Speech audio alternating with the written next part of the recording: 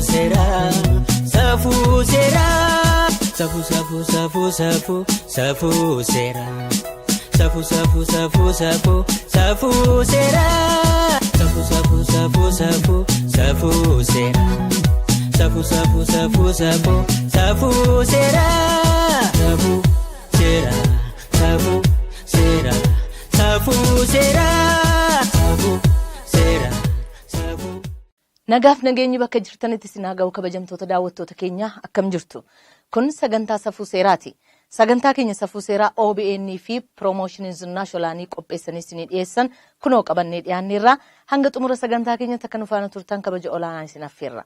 Yaadaa fi gaaffii yoo qabaattan dhimma seeraa hunda irratti 0928317679 lakkoofsa bilbilaa keenya safuseeraa@gmail.com immoo iimeelii keenya oromia@yahoo.com akkasuma iimeelii keenyadha nu barreessaa nu bilbilaa jecha gara qabxiichaa nutti dabarraa. Egaa dhuma baatii darbee keessa guyyaan dubartoota addunyaa March 8 kabajamaa tureera akka addunyaatti akka biyya keenyaatti sagantaa adda addaan kabajamaa tureera. Guyyaa dubartoota yeroo yaadannu haadha keenya yaadanna, haadha warraa keenya yaadanna, obboleettii keenya yaadanna. Garuu immoo waggaatti al tokko qofaa miti yeroo ayyaanni kun kabajamu qofaa miti kan dubartoota yaadachuun nurra jiraatu mirga isaaniif, miidhamuu isaaniif, quuqama isaaniif dhaabachuu qabna, quuqamuu qabna nutis. Kun immoo kan ta'uu qabu yerooma hundumaati. Egaa dubartoota hundumaa akkasumas immoo warra dubartiin isin deesse hunda keessanuu baga guyyaa dubartoota addunyaa March 18 isin ga'e jecha. Baatii kana keessa immoo tokko jalqabee hanga 30 jechuudha. Bitootessa kana keessa immoo kan kabajamu guyyaa seenaa gurraachota Ameerikaatu kabajama yookaan immoo yaadatamee oola. Kana jechuun gurraachota mirga isaaniif qabsaa'an yaadachuudhaaf guyyaa kennamedha jechuudha. Kanumaan egaa gara odeeffannootti dabarraa. Illaa muda jenee immoo toora intarneetii irraa odeeffannoo argate qaba. Kunooti. Kun sagantaa safuu seeraati.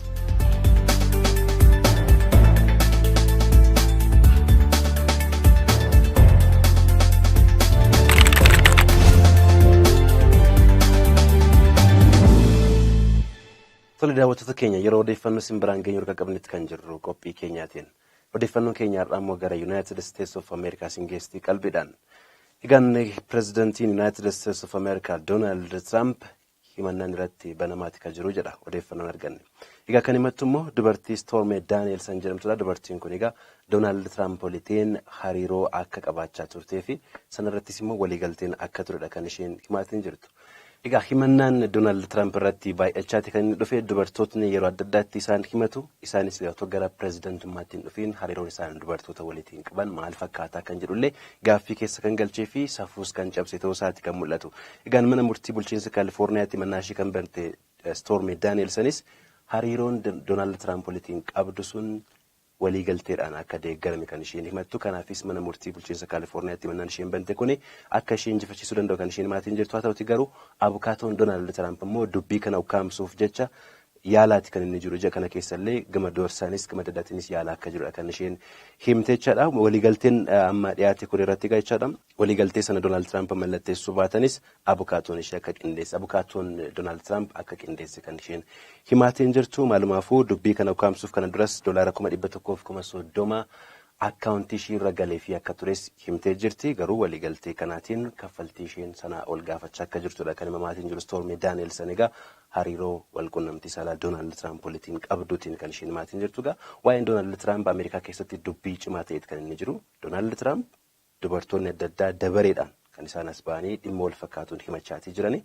Isaan egaa dubbiin kunitiin gama tokkootiin gola keessatti waan maqaa isaaniif xureessu kun akkuma baay'achaa dhufe immoo gama siyaasaanis United States of America keessatti mormiin irratti baay'achaa akka jiru ni beekama. Dhimma kanas jabaachaa dhufuu isaatii wal qabatee tibba kanallee gorsaan isaanii gama diinagdeetiin jirullee aangoo isaanii gad lakkisanis kan isaan jiran. Kunis immoo tarkaanfii Donald Trump fudhachaa jiran wajjin wal qabatee kan dhufe jechuudha. Manumaafuu gaa pirezidantii United States of America Donald Trump irratti himannaan baay'achaa dhufeetii akka jiruu fi gama siyaasatiinis dhiibbaan akka jiru gaa isinis televiziyoonaan hordofaa akka jirtan abdii qabna. CNN kan gabaase.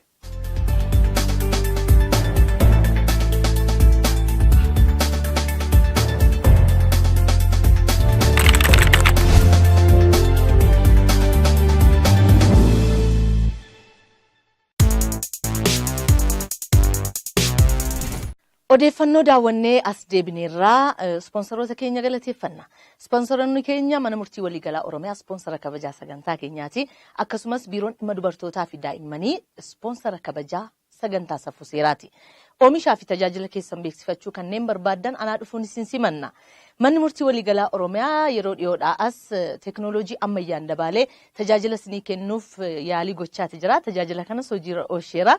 Tajaajiloota teknooloojiidhaan inni kennu keessaa inni tokko core touch screen kan jedhamudha. Inni kun immoo abbootiin seeraa yeroo oliyyannoo isaanii ilaallachuudhaaf bakka adda addaati mana murtii waliigalaa Oromiyaa dhufan lakkoofsa galmee isaanii galchuudhaan dhimmi isaanii eessa akka ga'e daawwatu jechuudha. Yookaan immoo hin ilaalu, hin hubatu. Beellamameera moo murtaa'eera moo hin beellamamne moo eessa ga'e kan jedhu kan ittiin ilaalan yookaan immoo hubatan core touch screen kan jedhamudha. Inni kan viidiyoo konferensiidha. Viidiyoo konferensiin kun tajaajila teknooloojii ammayyaa manni murtii waliigalaa Oromiyaa kennu ta'ee abbaan dhimmaa oliyyate bakkuma jiru taa'ee dhimma isaa hordofachuu danda'a. Fakkeenyaaf mana amala sirreessaa qimbibii taa'ee dhimma isaa mana murtii waliigalaa Oromiyaa keessatti hubachuu danda'a jechuudha. Inni kunis egaa teknooloojii manni murtichaa fide keessaa isa tokkodha. Ispoonsara sagantaa kanaa kan kabajaa yommuu ta'u gammachuu olaanaatu itti dhaga'ama. Dhimmi adda addaa yoo isin mudate abbootiin seeraa loogiidhaan xinnoo ishee yoo rakkoo isinirra gahan calli hin jedhina. Maaliif? Abbaan seeraa eessatti matama jettanii hin dhiisinaa jechuudha. Yoo kun isin mudate eeruu kennuu dandeessu 0111 2294 bilbiluu dandeessu. Deeskii inspeekshinii naannoo argachuu waan dandeessaniif. Zinnaash Olaanii Doorsi stuudiyoon jira. Isinis bakka garaa garaa teessanii nu daawwachaa akka jirtan shakkiin qabnu daawwadhaa nu faana tura. Qabxii maal gaafattutti yeroo dabarru namoonni gaafattan Ahmed Khalil Arsiitii Burtukaan Namarraa Buraayyuutii Tujubee Kumaa Shawaalixaatii Idris Ayyala Sabbataatii Axnaafuu Fufaa Finfinnee Booleetii Asnaaqach Akliiluu Holataatii Kibabaw Maammoo Tulluu Diimtuutii gaaffii gaafattaniitu. Gaaffii isin gaafattan dhimma aksiyoonaatii. Dhimma aksiyoonaa irratti yeroo aksiyoona bitachuudhaaf namoonni biyya alaatii dhufanii firoottan keenya gaafatan namni lammummaa biyya alaa qabu aksiyoona bitachuu hin danda'u jedhama. Maaliifi inni kaan immoo lammummaa biyya keessaas kan biyya alaas kan qaban jiru. Isaanoo bitachuu hin danda'anii isa tokkotti fayyadamanii jechuudha kan jedhu gaafattanii. Nutis immoo ogeessa gaafanneerraa obbo Jootee Qanaatee itti gaafatamaa faayinaansiitii amma immoo baankii keessa hojjetu. Gaaffii keessaniif deebii kennu kunooti. Kun sagantaa safuu seeraati.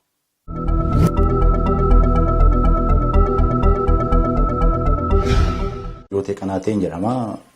Baankii keessan hojjedhaa. Itti gaafatamummaan koos hoogganaa kutaa faayinaansiiti. Gaaffii amma gaafatame kanaaf deebii kennuu koo dura waa'in aksiyoonaa maal akka ta'e waa tokko tokko ibsuun barbaachisaadha. Innis maaliif barbaachisaa hubannoo gaarii akka argatamuu fi sana booddee gaaffii isaatti kallattiitiin gara gaaffiitti nan dhufa. Akka seera biyyittii akka seera daldala biyyittiitti aksiyoonni maayinni waldaan aksiyoonaa maayinni isa jedhu baruun dirqama.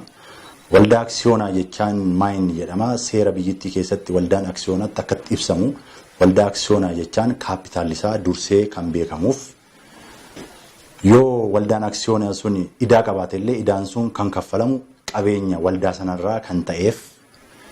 Lammaffaan immoo namoonni waldaa sana keessatti aksiyoona bitatanii kan itti gaafatamani hanga aksiyoona bitaniin qofaa kan ta'e malee gara dhuunfaa isaaniitti wanti dhufu akka hin jirre hin ibsaa jechaadha seerri kun. Kanaaf waldaan aksiyoonaa haala kanaan ibsamaa jechaadha.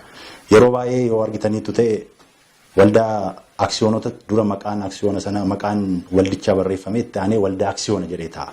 Kunis maayinni akka seera biyyittiitti yeroo aksiyoon waldaan aksiyoonaa hundaa'u maqaa waldaa sanatti aanee kan dhufu jecha waldaa aksiyoonaa jedhamu suni dhufuu qabaa jechaadha. Kanaaf waldaa aksiyoona kana immoo haalli itti waldaan aksiyoonaa dhaabbatu seerri biyyittii lafa kaa'aa jechaadha. Seerri biyyittii seerri daldalaatu jira. Kan irratti ilaalchisee kan jiru seerri daldalaa kuni waldaan aksiyoonaa yeroo hundaa'u maal of keessatti qabata kan jedhu lafa kaa'aa jechaadha. Isa keessaa inni tokko waldaan aksiyoonaa yeroo hundaa'u namoonni achi keessatti hirmaachuu qaban aksiyoona bitanii hirmaachuu qaban nama 5 gadi ta'uu qabanii jedha. Kana jechuun maayinni yeroo waldaan aksiyoona tokko hundaa'u warra abbaa qabeenyaa ta'anii achi keessatti hirmaatan yookiin warra aksiyoona bitatan nama 5 ol ta'uu qabu jechaadha. Ittaanis waldaa aksiyoonaa yeroo ilaallu waldaan aksiyoonaa maal akkamitti hundeeffama isa jedhus ilaaluun barbaachisaa. Hundeessitoonni sun dura yeroo hundeessanii qarshii hammamiin hundaa'uu qaba. Yeroo hundaa'u sana immoo qarshichi haala kamiin sassaabamee gara waldaan sun dhaabbatee hojii jalqaba isa jedhu ilaaluu fi waldaan aksiyoonaa yeroo hundaa'u yoo xinnaate kaapitaala 50,000 ol ta'uu qaba. Waldaa aksiyoonni tokko tokkoon immoo aksiyoona 10 gadi ta'uun qaban jedhee seerichi lafa kaa'ee jira.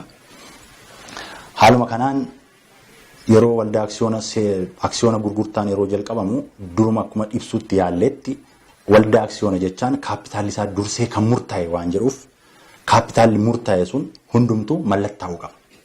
Mallattaa'uu qaba. Erga mallattaa'ee booddee aksiyoonni kaffaltiinsaa ni raawwata. Haala kanaan aksiyoononni waldaan aksiyoonotaa bu'uureffamuu danda'u jechaadha. Aksiyoona lammiin biyya alaa tokko aksiyoona biyya Itoophiyaa keessatti bitachuu hin danda'u.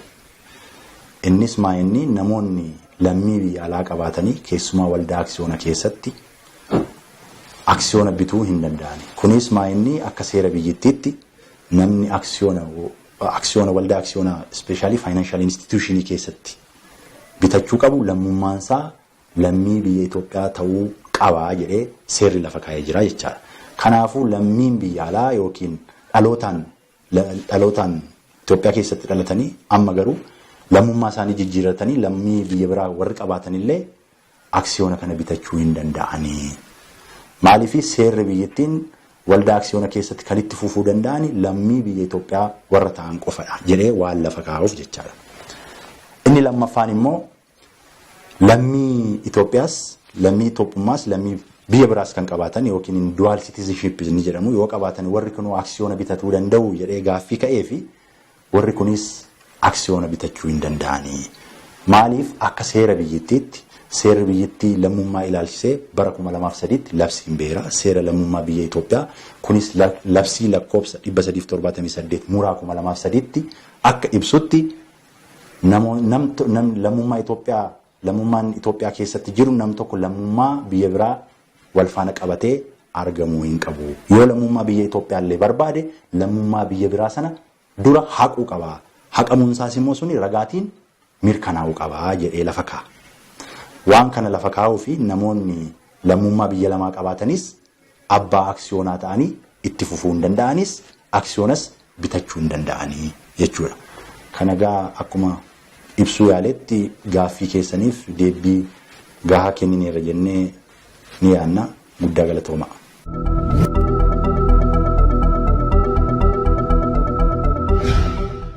Obbo Jootee Qanaatee guddaa galateeffannaa. Biiroon dhimma dubartootaa fi daa'immanii Oromiyaa ispoonsara keenya kabajaa sagantaa safuu seeraati guddaa galateeffannaa.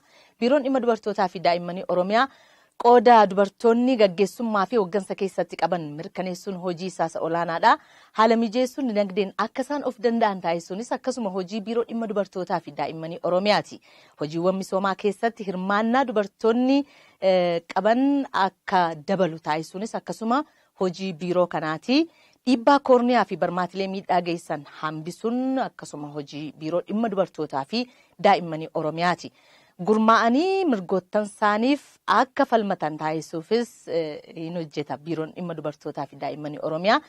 Daa'imman heera mootummaa, seera maatii fi konvenshinii mirgoota daa'immanii addunyaa irratti ragga'e akka kabajamuuf gochuunis akkasuma hojii biiroo dhimma dubartootaa fi daa'immanii Oromiyaati.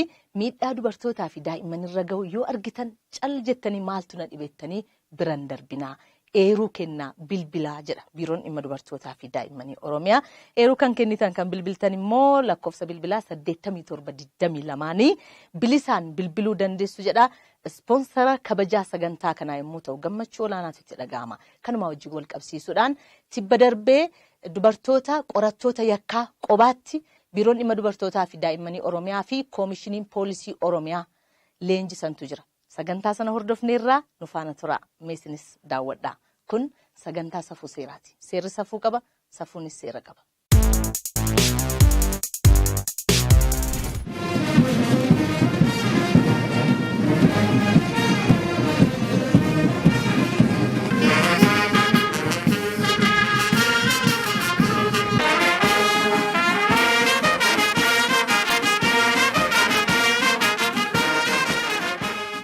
biyya keenya keessatti mirga dubartootaa kabachiisuu keessatti barnoota barsiisuu leenjii garaagaraa kennuu barmaatilee miidhaa geessan irraa isaan ittisuu fi kanneen dubartoota onnachiisan hedduun hojjetamaa jira. Tibbanas walta'iinsa biiroo dhimma dubartootaa fi daa'immanii Oromiyaa fi koomishinii poolisii Oromiyaatiin dubartoota yakka qoratan aanaalee Oromiyaa adda addaarraa walitti bobba'aniif leenjiin qorannaa yakkaa kolleejjii poolisii Oromiyaa keessatti kennameeraafi kun immoo kolleejjichaafis seenaa jalqabaati. Maaliif dubartoota qorannoo yakkaa irratti addatti leenjisuu barbaaddan kan jennu Koomaandar Shittoo Likkiisaa koomishinii poolisii Oromiyaatti abbaa deemsa hojii ijoo dhimma dubartootaa fi daa'immanii gaafanneerra. Dubartootaaf xiyyeeffannaa addaa kennuu waan barbaadameef jechuudha. Aanaalee hundumaarraa qorattoota yakkaa dhimma dubartootaaf daa'immanii qorachuu danda'an ulaagaa baasnee ulaagaa sanaan filleet biiroo dhimma dubartootaaf daa'immanii Oromiyaa waliin qindoofne jechuudha. Baatii 3 kolleejitti galchinee dhimma qorannaa yakkaa irratti leenjisnee guyyaarraa eebbaaf qaqqabsiisnee jirra jechuudha. Muuxannoo hojii warra qabanuuf naamusa gaarii fi aantummaaf quuqama dubartootaa qabu jennee warra efficiency isaanii yookaan raawwiin hojii isaaniis fooyya'aa ta'e aanaa hundumarraa kootaa kennee dubartii tokko filanne jechuudha. Kanaaf ulaagaa kana baasnee damee qorannaa yakkaa hojii waliin taane jechuudha kolleejitti kan galchine. Kanaaf dubartoonni kun baatii 3 eegaa leenjii isaanirraa eegamu hundumaa fudhatanii gara hawaasatti deemaa jiru jechuudha. Kana booddee yakki dubartootaaf daa'imman irratti raawwatamu hanga ta'e jechuudha. Haqa baasuu keessatti gahee olaanaa taphatu jennee abdanna jara kana jechuudha. Kanaan dura keessattuu dhokatee tafa murtee haqaa kennisiisuu keessatti rakkoo jira jedhee komii hawaasni yeroo adda addaa kaasu dubartoota kanaan hoosirriitti hojjetamee komiin sun xiqqaachuu hin danda'a bu'aas irraa argachuu hin dandeenya jennee abdanna. Kanaaf yeroodhaanis hordofaa deemna jechuudha. Leenjii adda addaas gaggabaabaa kennuudhaan kana caala immoo isa baay'een isaa tokko ta'ee ol dabalaa bakka hin jirre hundumaatti guutaa kan deemnu ta'uu isaati kan kaasuu barbaadu. Kutannoo isaanii immoo kanneen barnoota kana fudhatan muraasarraa haadha geenyu. Maqaan koo Konistaabil Maskaram Dhugumaan jedhama. Bulchiinsa magaalaa Sabbataa irraa dhufee jechuudha. Miidhaawwan daa'immaniif dubartoota irratti gahan akka aanaa keenyatti yookiin akka ganda keenyatti miidhaawwan hedduudha kan daa'immoota irratti gahaa turan. Isaan san akka hambisuuf leenjii gahaa ta'e leenjii dabalataa arganneerra. Nutis immoo carraa kana argannee leenjii kana fudhachuu keenyatti baay'ee gammanne. Akkasuma gara iddoo irraa dhufneetti yoo deemine miidhaawwan daa'immaniif dubartoota irratti gahan qorannee seeratti dhiyeessuudhaaf qophiidha jechuudha. Gargaartuu Saajin Ijjigaayyoo Amansiisaa godina Harargee Bahaa aanaa Korfaa Calleerraa dhufte. Turtii ishee baatii 3 kana keessatti qabxii olaanaa fiduudhaan lammaffaa baatee badhaafamteetti. Qacaleen talaa akkamittiin innati qabxii olaanaa kana fiduu dandeessee jenne. Barsiisaan yeroo barsiisuu hordofuun qaba dirqama. Barumsa naa kennamu san si'aayinaan fudhachuun qaba. Yoo akkas ta'e qabxii gaariin galmeessuu danda'a waan ta'eef jechuudha. Barumsaan baradhe kana immoo gadi bahee hojiirra oolchuun qaba dirqama jechuudha. Maaliif barumsa kan baradhuuf hojiirra oolchuuf miidhaa kana baradhee asiin fudhadhee deemee zim jedhee taa'u osoo hin ta'in gadi bahee immoo hawaasa kiyya kan duraanis tajaajilaan ture san daran immoo yakkoota daa'immaniif dubartiirra ga'u gandoota baadiyyaa keessa deemuudhaan hawaasa miidhaa daa'immaniif dubartiirra ga'u akka ittisu ofiisaatiif dursa barumsa ittisaatiin kennaa fi barumsa ittisaarra darbee immoo gocha yookaan miidhaa daa'immanii fi dubartoota irratti raawwatamu immoo kara tasgabbinaa fi cimina qabuun galmee sana dirqama gara seeratti dhiyaachuu qaba. Miidhaan sun erga ga'ee booda gara seeraattiin dhiyeessaa jechuudha. Maqaan kiyya Konistaabil Barakat Mangistuun jedhama. Kan dhufe godina Arsii Lixaa aanaa Wandoo Gannati jedhamturraa. Bu'aan an argadhe jedhu tokkoffaa kutannoodhaan yakkoota daa'immaniif dubartoota irratti ga'an hir'isuun isaa mataa isaatiin anaaf bu'aa guddaadha. Wantoota hagarraa argees dhagees baradhees hin beekne muuxannoo gaarii argadheen jira. Ammaan booddee inni kaayyoon kiyya guddaan yakkoota daa'immaniif dubartoota irratti keessattuu dubartootaaf daa'imman irratti yakkoota ga'an hir'isuu fi danda'a ta'an dhaabuuf kaayyoon kiyya. Akkam baradheetti jechuun bakka haala namoota ofitti siisuu danda'uun namoota si'aayinnaan loluun osoo hin taane itti dhiyaadhee rakkoo isaanii hubachuudhaan miidhama isaanii gara qaama dhimmi ilaallatutti fidee murtee isaan argachuu danda'an akka murtee mana murtiitiinis ta'ee gara gama kootii waan hiikuu danda'u hiikee danda'a ta'an immoo daa'imman karaarra jiran daa'imman karaarratti gatamanii argaman yooma namni iyyuu dhabame gama kootiin waan hin qabuun nan guddisa jedhee yaada akka kiyyaatti. Leenjii qorannoo yakkaa kana addatti dubartoonni fudhachuun isaanii dubartoonni miidhaa isaanirra ga'u ija laafina tokko malee kan dhiiratti himatan caalaa akka himataniif isaan onnachiisa. Kanaaf barbaachisaadha jetti gargaartuu Saajin Ijjigaayyoo amansiisa. Baay'ee natti toleera. Qorataan dhimma daa'immanii fi dubartii duraan hin jiru. Yeroo jennu warroota dhiiraatitu shamarran qorachaa ture. Dhiirri immoo shamarran miidhaa ishii san baastee itti himachuudhaaf baay'ee saalfatti yookaan qaanofti. Amma immoo shamarran akka ishiitti himuun baay'ee itti gammada. Yeroo baay'ee osoo kutaa qorannaatuun hojjetiin waan nutti himataniif jechuudha. Kanaaf quuqamaan shamarran fi daa'imman bira dhaabbadhee hojii kana hojii bu'aa qabeessa nan godha jedhee yaada. Leenjiin kun itti fufamoo kanumaan raawwata Komaander Shittoo? Kanaan duras abbootiin adeemsaa dhimma dubartootaaf daa'immanii sadarkaa naannootii kaasee hanga aanaatti jiru abbootiin adeemsaa. Isaaniifis waggaa waggaatti baatii tokko tokkoof leenjisna. Jara kanas kana booddee karoora qabannee jechuudha. Akkuma hubatan kana amma leenjii cimsannaa argataniiru baatii waggaa waggaadhaan yoo xiqqaate torban lamaaf ji'a tokkos akkas gallee rifresh gochuu hin dandeenya akkasitti qabannee jira karooratti egaa. Dhimma qorannaa yakkaa dubartootaa irratti xiyyeeffachuun sagantaa nuti qopheessine kana fakkaata. Horaa bulaa deebanaa.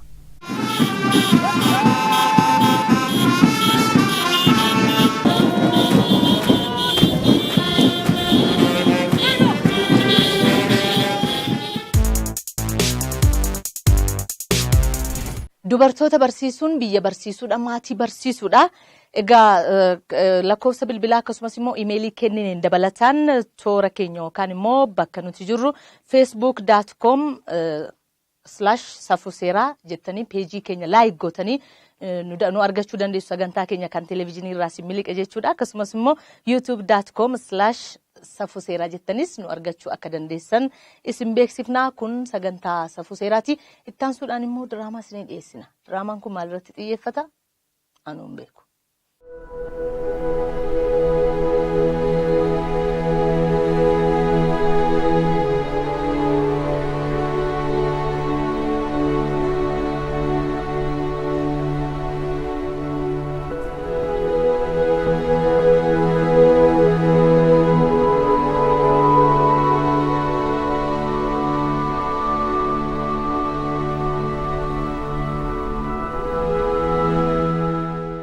Moti. Hati ke sangalle? Sangalle. Saati kanatti.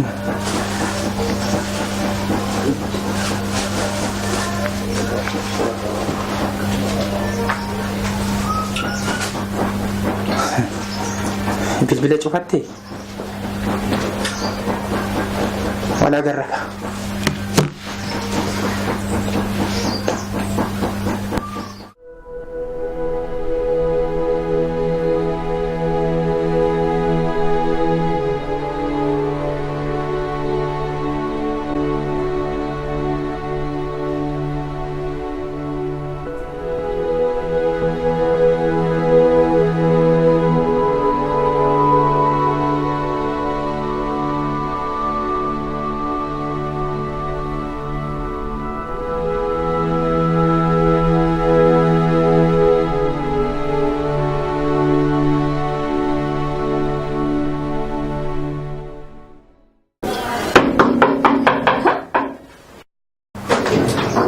Ijoolleen galtee maatiin arrustee galtee Taa'imatti. maal Taa'in sin jechaan jira. taa'an jira maal taa'um sanaa jajjamu maal taate Ani kanan jedhu. Silaa ganama baate. Ganama irraa jalqabee hanga sa'aatii kanatti himu. Eessa turte? ganama baate amma ammaatti eessa turte maal haasa'aa jirtu waan haasa'aa jirtu beektamu Tole inni haa ta'u. Inni haa ta'u rakkoon hin jiru. Garuu bilbila kee maaf cufte? bilbilli koo chaarjiin na jalaa cufe anumtiyyuu inni baay'ee na aarsee jira bar Chaarjarii si jalaa cufe? Mana kana ana moo situ bulchaa jira? mana kana keessa ati yoo bulshite ani yoo bulshe kan barbaachisu bulshuu qofaadha malee ijoollee ofii seeraan dabatanii bulshachuu qofaadha malee maaltu barbaachisame haasa barbaada Erga kamirraa jalqabeeti? Miini mataa hooquu kan jalqabe. maal shakkiteeti ofiitii waan raawwachaa jirtu qabdamoo ofii kee waan yaadde yoo qabaatte ta'e natti Sanumaayyuu immoo haata tun intalan amantu jedhan waan natti yaadaa jiru tasumaayyuu yaadaan jiru. Kanaaf yaada kennatti jijjiiramaa jira bara. Miilli mataa hooquu jalqabe jechuudha. Miilli mataa hooqe olooqes gadooqes wanti nagarshi hin jiru san. Mana kana keessatti namoota si bulshaa. Ati si bulshite ani si bulshite kan barbaachisu ijoollee ofii seeraan qabaatanii bulshaniinna kun wal caalmaa wayiyyuu qabu bulshuun bulshuudhuma bara. Akkasii kootu kootu nareef ulee kaasiti nareef isa bishaate kaa akkamitti sireeba hammaalin sireeba ifa baafadhuuti waan haasa'aa jirtu naaf ibsi kan kanaatichi waan hin beekuun qabu. Amma oduun barbaaduun sin jedhe narraa'us. Akkana wanna biraan qabdu wanna ittiin haasofsiistuun qabdu moo waan haaraa maal akka dhageesse moo natti himtu. Maaf nan dhiistu. Maaf nan dhiistu? Na dhiisin sin jechaan jira. Ani maalin sireeba kan sireebu si hareebu malee. Ana? Eenka. Ata.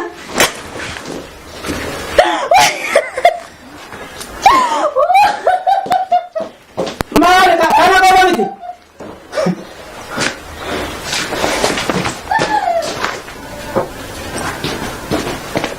Bootu. Kootuun taphanna. Boontu akka harmee fi akka abbeetti taphannu tole. Eessa oltee dhufte? Hojii? Amma yoona eessa turte? Konkolaatiin deeme. Miilatu mataa hooqe. Maal jechuu keeti? Ana waasi bulcha. Anatu bulcha. Harmee! Harmee! Maalinni? Boontu! Maalinni maal taate? Maal taate? Maal mucaako? Maal taate? Maal taate mootii koo? Maali? Maal mucaako? Mucaako? Maal ta'e? Maalin beeka? Maal? Gurbaa maal ta'e? Mana barbaade. Ambulansi ni waan. Afaan? Wayyoo mucaako! Wayyoo mucaako!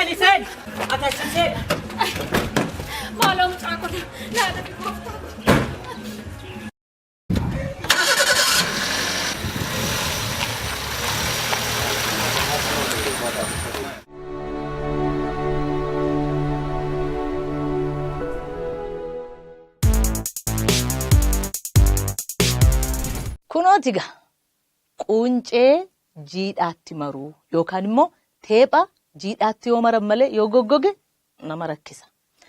Kan manaan barreessaa fiddiree ijoolleen isuma barte tapha gootee taphattisuma kan argitan kana gaa. Kanaafuu guddisa ijoollee keenyaa irratti xiyyeeffannoo kennuun barbaachisaadha. Asii gadi seera barsiisuu mannaa asii ol ijoollee seeraan utubanii safuun utubanii guddisuun baay'ee barbaachisaa akka ta'e kan nu barsiisudha. Kanneen diraamaa kana taphatan hunduma isaanii guddaa galateeffannaa. Egaa walumaa galatti sagantaa nuti har'aaf jennee qindeeffannee kan ammaatti daawwattan fakkaata. Warra nu daawwattan warra yaada nuu kennitan hunda keessanuu guddaa isin galateeffanna. Warra torban nagaa wal argu nu haa taasisu. Nagaatti. Safuu seeraa. Safuu seeraa. Safuu safuu safuu safuu safuu seeraa. Safuu safuu safuu safuu safuu seeraa. Safuu safuu safuu safuu safuu seeraa. Safuu safuu safuu safuu safuu seeraa. Safuu seeraa. Safuu seeraa. Safuu seeraa.